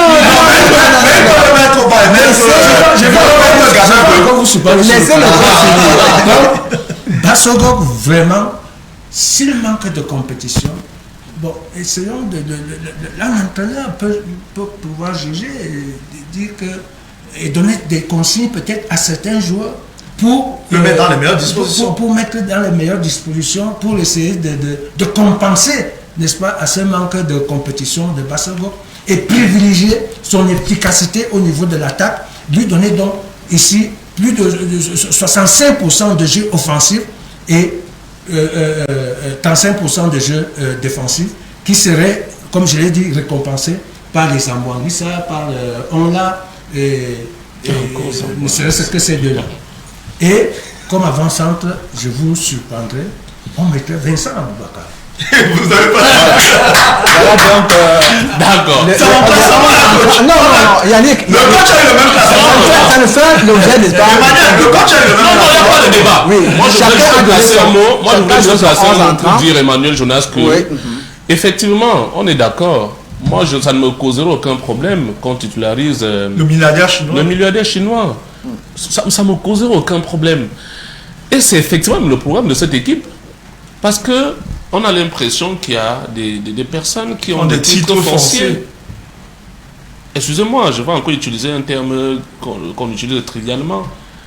Il y a les ndolés dans cette équipe. Ça, c'est... Et qu'il m'excuse, hein, Moumi Gamal est un ndolé. Alors, quand on dit Dolé, je comprends pas. Non, mais il jouait bien avant. Dolé, c'est quoi? Non, mais Avant, c'est d'abord non. qu'il explique. Mais son C'est un Dolé. Dolé, c'est quoi précisément? Il faut que tout le monde comprenne. C'est lui qui parle de Dolé. Alors, Dolé, c'est quoi? Ndolé amer, je sais pas. C'était quoi? C'est Non, la écoutez, complicité, non, c'est disons la que- complaisance dans Non, les choix. disons que c'est l'homme de quelqu'un. Ah, l'homme de quelqu'un. Oui. Et quand La on vérité est regarde, sortie. et quand on regarde comment ça se passe, effectivement, Moumi, c'est l'homme du coach. C'est-à-dire qu'il fasse de bonnes ou mauvaises prestations, c'est un garçon que vous trouverez toujours titulaire. Comment donc on explique cela? Je pense quand même que quand on critique, on a critiqué l'entrejeu. Il a essayé. Et c'est justement pourquoi vous m'avez vu mettre Zambouanguissa au banc. Parce que moi, j'étais d'accord avec le classement. Moi, j'étais d'accord avec le classement contre les Comores. Ça, je vous le dis. Je voulais qu'on décale un peu Zambouanguissa pour voir s'il peut nous produire autre chose. Malheureusement, ça n'a pas été le cas. C'est-à-dire, en le faisant descendre et effectivement en introduisant, là au moins le coach nous a écoutés. Mais malheureusement, ça n'a pas donné le résultat qu'on a espéré. Voilà pourquoi moi je pense humblement, si vous le voulez donc, qu'il peut être cadré étant au banc, pas qu'il finisse tout le match au banc. Pour le faire revenir, pour qu'il voit un peu comment les autres jouent, c'est-à-dire ce qu'on attendrait de lui. C'est aussi simple que ça. J'espère que le coach Conceição nous a écoutés. Nous Non, sommes il dit là qu'il n'écoute juste pas le pour- français. Ah, il ne comprend pas le français. Il a des interprètes. Vous avez raison, lors de la DS, Ils auront des interprètes. lors de la DS, de conférence de Il presse, n'écoute pas le lorsqu'on lui a français. posé Non. la dame de la CAF, parce qu'elle fait souvent l'introduction, elle pose la première question. Lorsqu'elle lui a posé la première question, je me serais attendu à ce qu'il réponde en portugais, mais il dit attendez un moment. Il met le casque, il donne à la dame, il dit reprenez la question. Nous on dit mais on sait que vous ne vous exprimez pas, mais on croyait qu'au moins vous comprenez ce qu'on raconte. Non, ce qui est sûr, Frampec, Yannick, c'est qu'il y a une commission qui regarde systématiquement toutes les chaînes de télévision et des radios et qui rendent compte. Voilà. Donc, Conceição suivra ce que nous avons dit sur ce plateau par Vivement. rapport Surtout que le coach est là. ce entrant. Alors, nous passons à la rencontre Burkina-Tunisie. Frampec. Burkina-Tunisie, belle affiche sur le papier.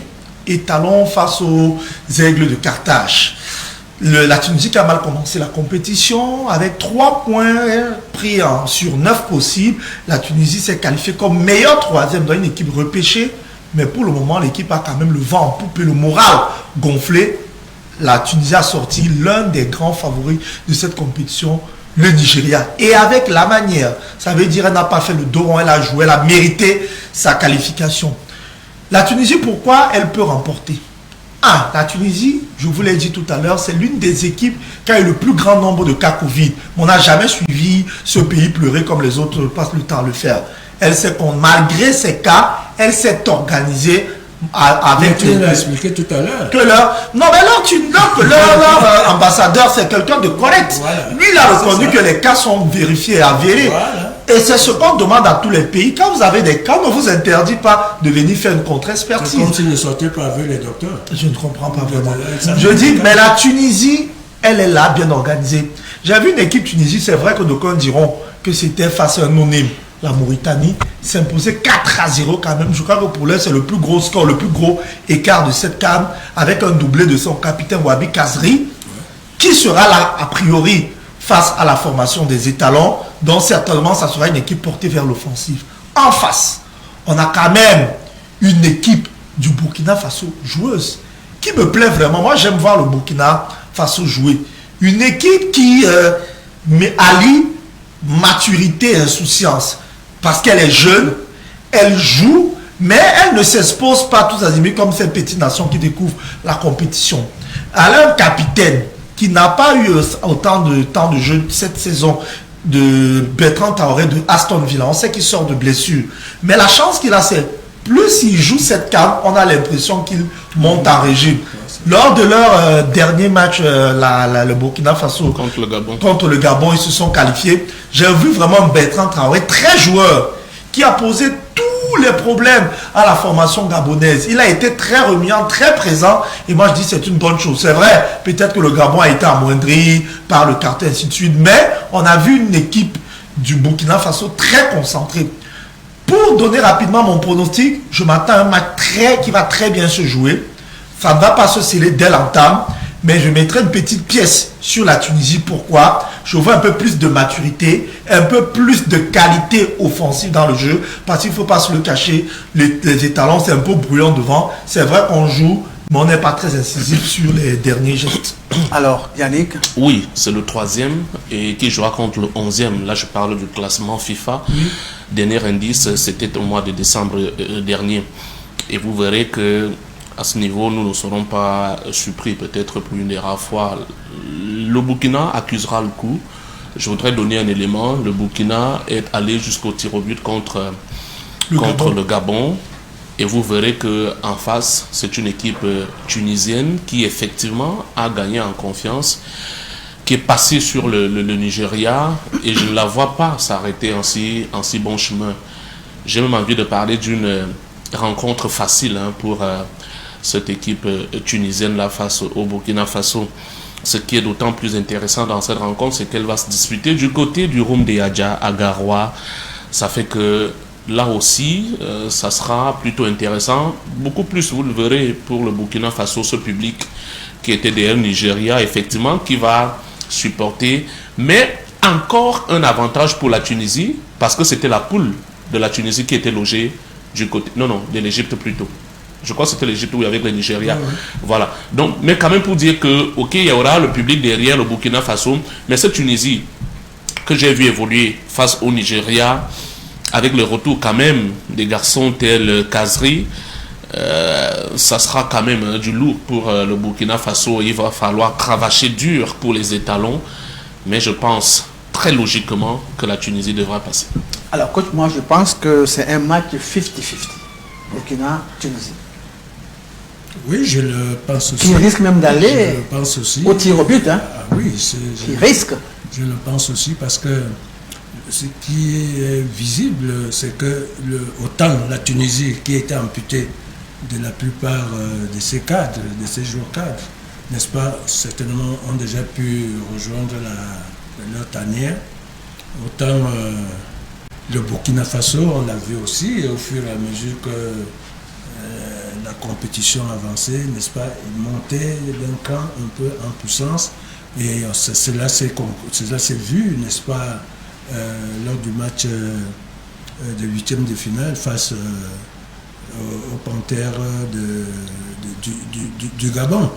Et ce d'autant plus que le capitaine Bernard Traoré, qui lui aussi a passé dans la trappe de la Covid, n'est-ce pas, tel que l'on l'a vu jouer contre le Gabon, n'est-ce pas, revient aussi, n'est-ce pas, et c'est sûr que le temps qu'il y a eu après le match contre le Gabon, jusqu'au match qui aura lieu samedi à Garoua, face à la Tunisie, certainement il a eu le temps d'être bien récupéré et d'être à son meilleur niveau.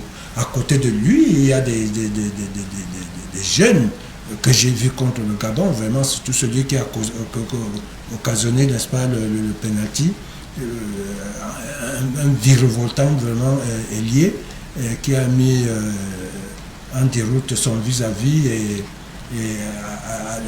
a réussi à dribbler le central qui effectivement était obligé de le pousser et de le faire tomber, et c'est ça qui a d'ailleurs donné le penalty au Burkina Faso. Je pense que ce Burkina Faso qui, avec le Sénégal et la Gambie, restent les seuls représentants de l'Afrique de l'Ouest, aimerait vraiment, pourquoi pas, rééditer son exploit, n'est-ce pas, de 2013-2014, lors de la CAN de l'Afrique du Sud, où elle s'est hissée en finale et a été battue par le Nigeria par le plus des scores 1-0 seulement. Donc il faut faire attention à ce Burkina Faso. Et je l'avoue aussi, la Tunisie qui va récupérer tout son effectif, vraiment, comme on l'a vu face au Nigeria, comme l'a dit Franck, qui était l'un des plus gros favoris de cette histoire-là, au vu de sa prestation immense, n'est-ce pas, lors du premier tour. La seule équipe qui a fait le plein des points, n'est-ce pas, a été pratiquement un peu, je n'ose pas le dire, mais c'est tout comme, a été vraiment quelque peu ridiculisé, n'est-ce pas, par la Tunisie. Alors, Franck, on passe à la rencontre Sénégal-Guinée équatoriale. On va clore avec le derby maghrébin, Maroc-Égypte, dont on parle d'abord de Sénégal-Guinée équatoriale. Alors, Sané va se frotter, n'est-ce pas, aux alentours nationales. Il faut dire que très déséquilibré sur le papier. Sur le papier, c'est très déséquilibré. Tout à l'heure, il faisait le classement en parlant du 3e et du 11e. Je crois que là, on est sur le premier et peut-être une équipe même qui va au-delà de 11. C'est très déséquilibré sur le papier. Mais on s'est rendu compte avec cette rencontre. Guinée équatoriale? Oui. Non, qui est au-delà de 20. C'est ce que je veux dire, très bas au classement. Donc, parlant de... J'ai dit, dans cette CAN, on s'est rendu compte que les pronostics ne doivent pas être faits comme ça à la volée. Cette CAN a ceci de particulier, ça se joue au sol, comme on aime le dire trivialement ici. Ça se joue au sol, parce qu'on a vu quand même une sélection de Guinée équatoriale battre l'Algérie. Quand vous battez l'Algérie, mais je crois que vous ne pouvez pas être impressionné par le finaliste de l'édition passée, puisque vous avez battu le vainqueur, le tenant du titre de 2019. Le finaliste ne doit pas vous faire trembler. D'aucuns diront que les contextes ne sont pas les mêmes. C'était en phase de poule. Mais, quoi qu'il en soit, ils ont battu l'Algérie durant cette CAN. Ils ont terminé leur phase de groupe avec 6 points. Et ça restera un record. Hein, un record. Ils ont fait tomber l'invincibilité de 35 matchs de Belmadi et des finales. D'affilée. 35 matchs. 35 matchs d'affilée. Je dis, ça, il faut mettre ça à l'actif du Zalan. Le Zalan a terminé sa phase de groupe avec 6 points.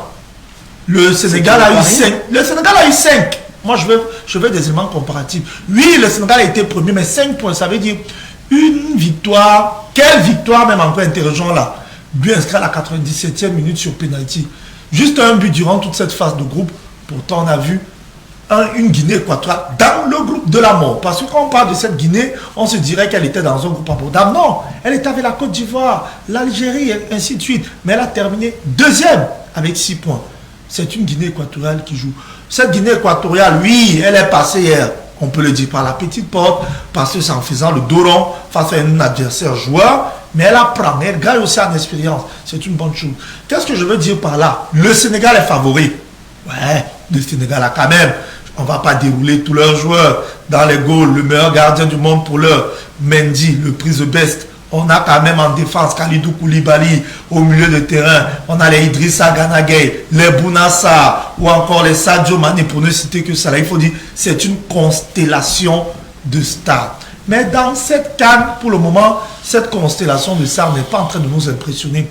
Comme explication, ils ont eu beaucoup de joueurs qui n'ont pas commencé la compétition, Covid, blessures, ainsi de suite, dont le Sénégal n'a pas encore huilé son jeu.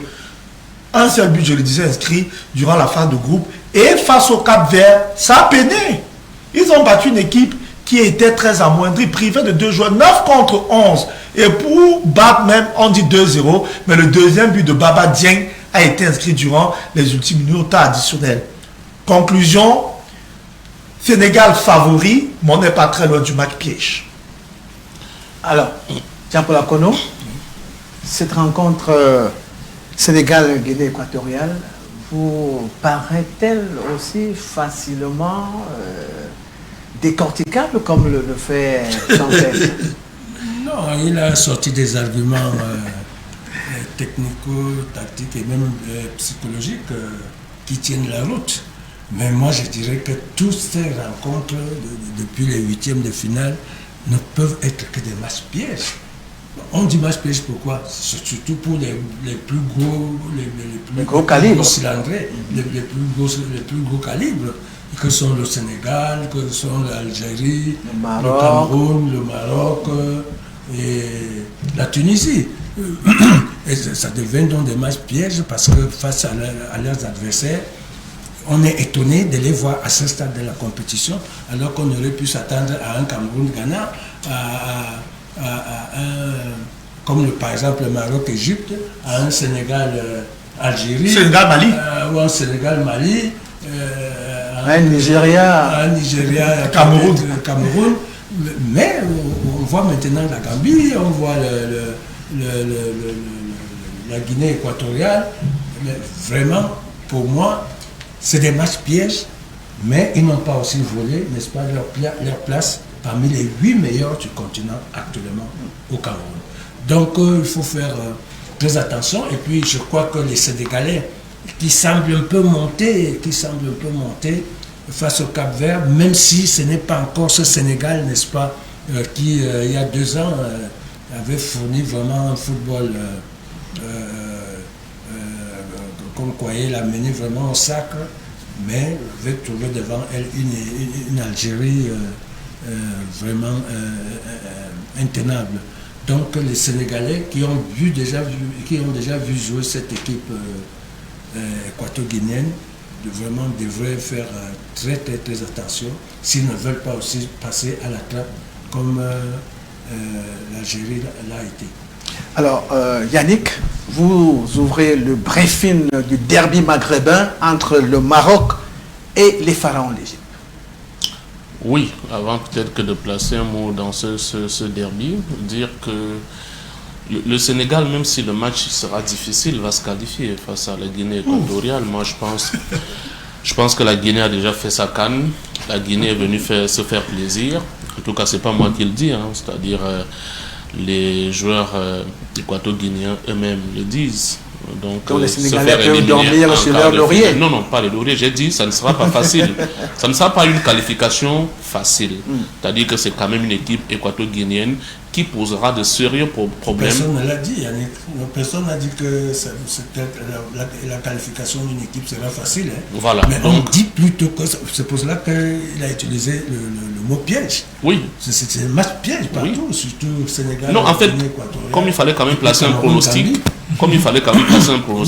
c'est pour ça que j'estime que le Sénégal, n'est-ce pas, devra quand même traverser cette équipe équato-guinéenne. Maintenant, je pense que ça sera effectivement l'affiche de ces quarts de finale. Maroc-Égypte. De loin, oui. L'affiche de ces quarts de finale Maroc-Égypte. Là, c'est un duel, un choc maghrébin entre deux formations qui se connaissent très bien.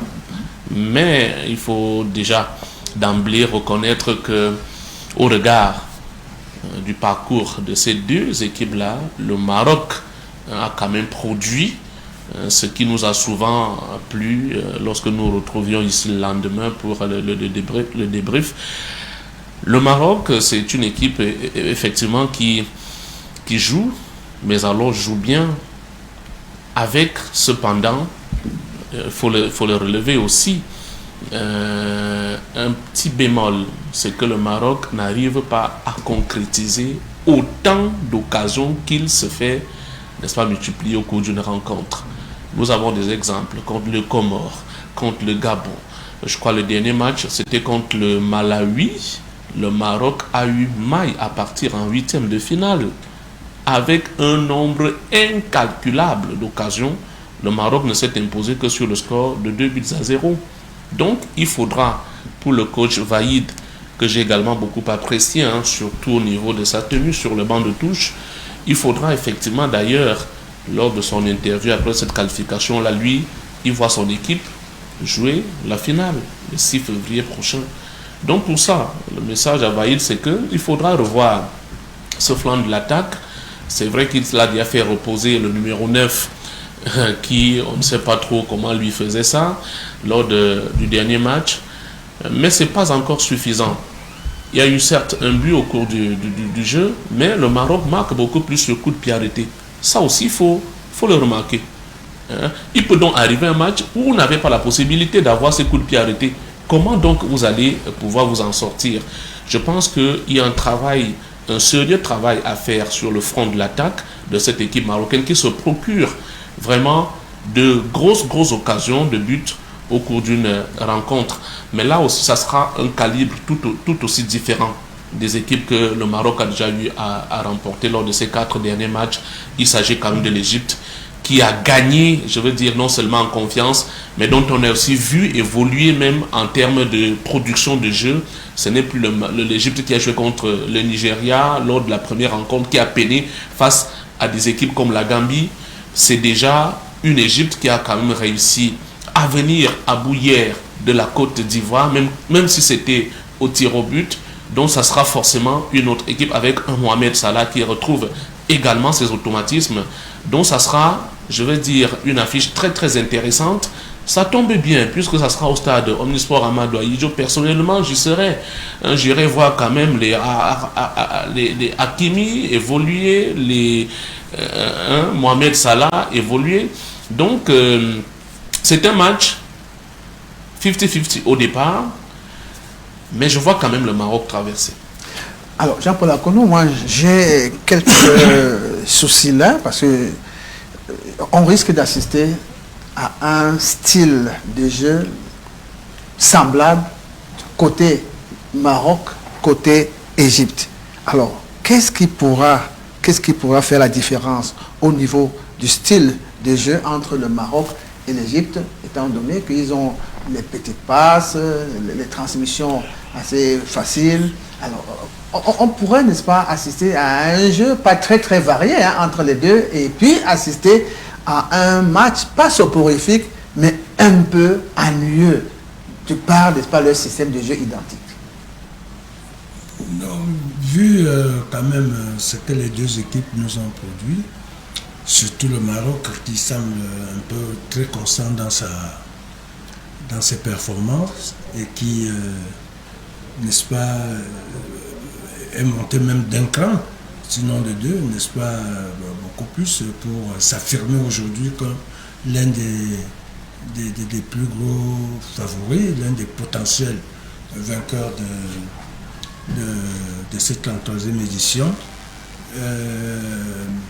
Vu aussi l'Égypte qui a peiné, il faut le dire, qui a peiné lors du premier tour dans ces matchs, qui a eu à les gagner de manière très difficile. Ça a été poussif.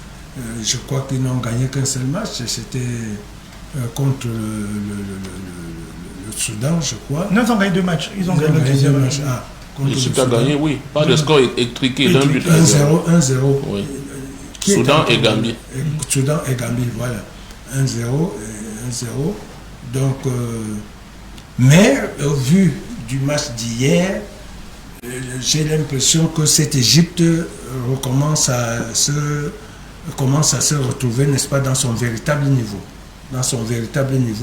Parce que hier, c'était vraiment, comme nous avons déjà eu à le dire ici, c'était vraiment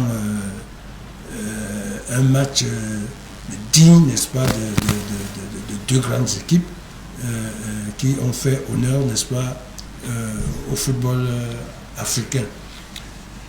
Certainement, le style de jeu et même l'organisation au niveau tactique semble être pareil, mais je crois que dans ce genre de match, c'est des détails, des petits détails qui feront la différence. Vraiment les petits détails. Si l'Égypte peut compter sur, et là, les individualités sont mises en exergue à ce moment-là, et l'Égypte avec Mohamed Salah devra vraiment à ce niveau-là monter un peu d'un cran et prouver que c'est lui la locomotive de l'Égypte. Et du côté marocain, je ne sais pas si c'est Yannick qui a dit oui, ils ont marqué par les coups francs, machin. Oui, mais les coups francs font partie du jeu. Et quand on sait bien les tirer, comme Hakimi, vraiment, je me rappelle quand je ne veux pas dire que c'est une mauvaise chose, je disais qu'il faudra donc les avoir, c'est-à-dire Oui, que... bien sûr, bien sûr. Voilà, il faudra donc les créer. Comme c'était avec Platini, vous savez, quand Platini jouait, il fallait toujours créer des coups francs, n'est-ce pas, vers les 20, 25 mètres, 20 mètres là. Parce qu'on savait que sur 3 coups francs, Platini mettait au moins 2 au fond. Et j'ai l'impression que c'est un peu ça avec Hakimi, n'est-ce pas, qui a déjà eu à marquer, je crois, deux coups francs directs. Pratiquement de la même manière. Et à chaque fois en changeant de côté, parce que c'est ça qui est extraordinaire. Voilà. Avec le Gabon, il a mis côté opposé et là, il met au premier poteau. Vraiment. Ça, donc, il faut le faire. C'est des individualités comme ça donc, qui pourront faire, n'est-ce pas, cette différence dans un bloc collectif, dans un bloc qui sera très compact, n'est-ce pas, de part et d'autre. C'est des individualités comme ça qui pourront décanter un peu la situation et permettre à l'une ou l'autre équipe, n'est-ce pas, finalement, d'ouvrir le jeu.